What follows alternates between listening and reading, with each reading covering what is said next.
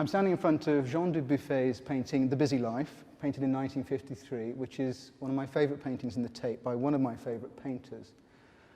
I guess the first thing you notice when you see it is this wonderful, naive playground tumble of figures, complete disregard for anatomy, perspective, even for up and down, rather like the outsider art that he was fascinated by and collected. Art by naive painters, art by the mentally ill. And I guess if you don't really understand that kind of painting, you could look at it and you could say, a child could do that, unless you've actually picked up a paintbrush yourself and actually tried to do it.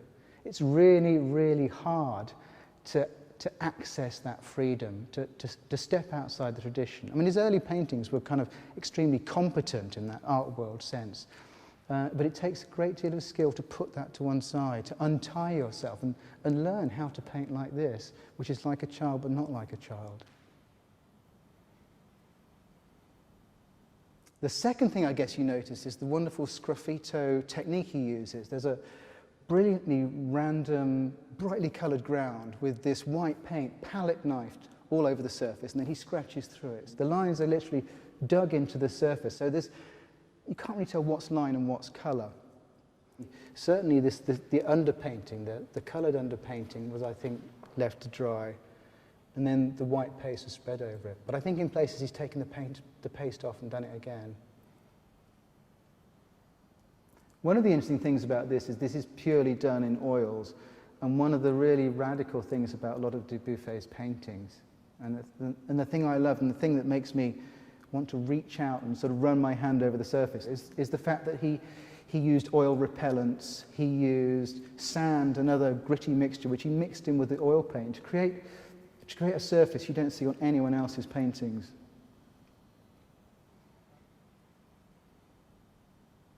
This painting always makes me think of something that David Hockney said, which is that whereas in a photograph there's no time, in a painting, it's always a record of what the painter's hand did over a period of time. Often that's very moving. If you look at a portrait of someone, the painter's hand has caressed that face for, weeks, months, sometimes years. We don't see the maker's hand doing things in paintings before the 19th century, usually because most painters aspire to a kind of sheen. With the Impressionists, you start to see people celebrating the mark making, celebrating what they've done with their own hands when they're making a painting. And it reaches its apogee, I guess, with the abstract expressionists, where the paintings aren't really about. They are a record of how the painting was made. And if you look at a Jackson Pollock, you can dance with him around the floor of that big barn studio of his. I think I've seen children reacting to this painting, and they do think it's a kind of playground event, some kind of carnival or jumping, tumbling game.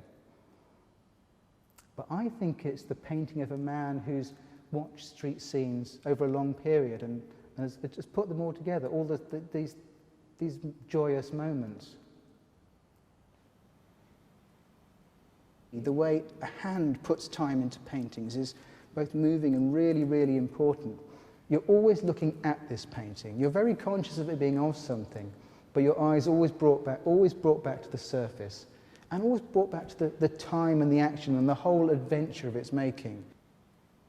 Art is always about taking something impermanent, about taking lines, about colours or words, and giving them meaning in such a way that we're still reading them, we're still looking at them 500, 1,000 years later.